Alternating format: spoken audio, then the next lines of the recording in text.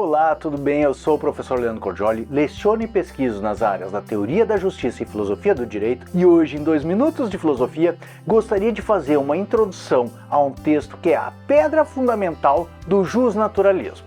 Vamos ver a Antígona de Sófocles. Essa tragédia grega Antígona foi escrita por Sófocles dentro de uma trilogia que a gente chama de trilogia tebana. O primeiro livro é Édipo Rei, que conta a história de Édipo e de Jocasta, pais de Antígona.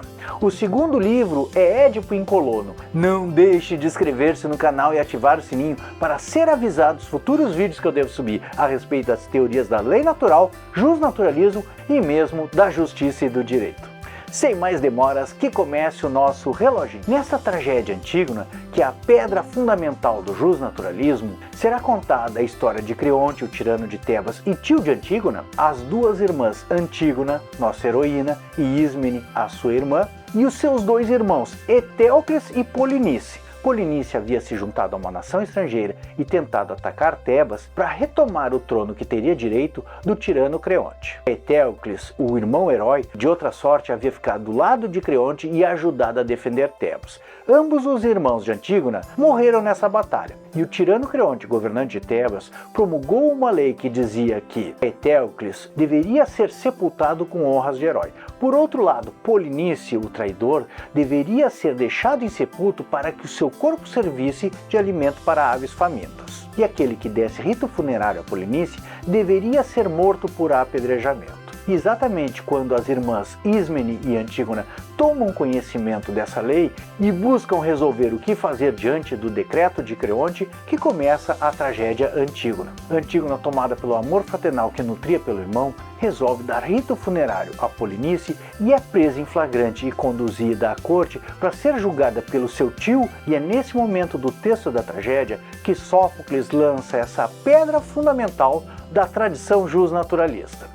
Diz o diálogo entre Creonte e Antígona durante o julgamento. Creonte: sabia que eu tinha proibido essa cerimônia? Antígona: sabia. Como poderia ignorá-lo? Falaste abertamente.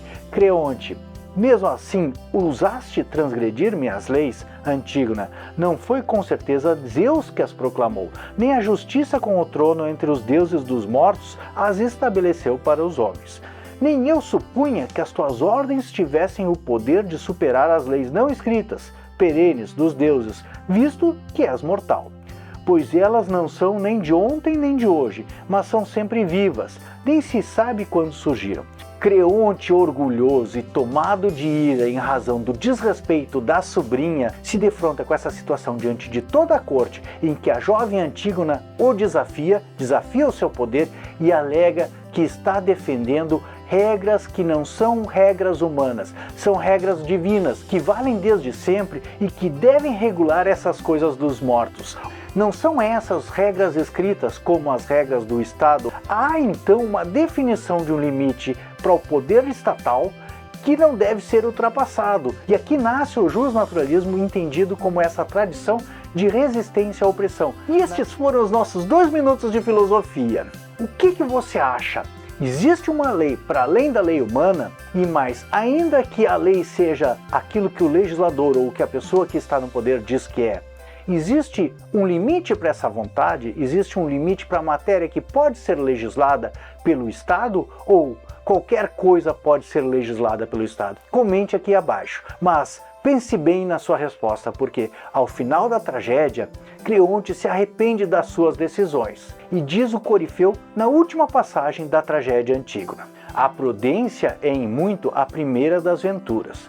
Contra os deuses não convém agir. Palavras altivas trazem aos altivos castigo atroz. Velhice ensina a prudência. Então, ao deixar a sua opinião aqui abaixo, seja prudente. Faço votos que esse vídeo tenha provocado a tua vontade de ler essa tragédia e muitas outras obras de Sófocles. Um abração e uma boa semana. São os votos do professor Leandro Cordioli.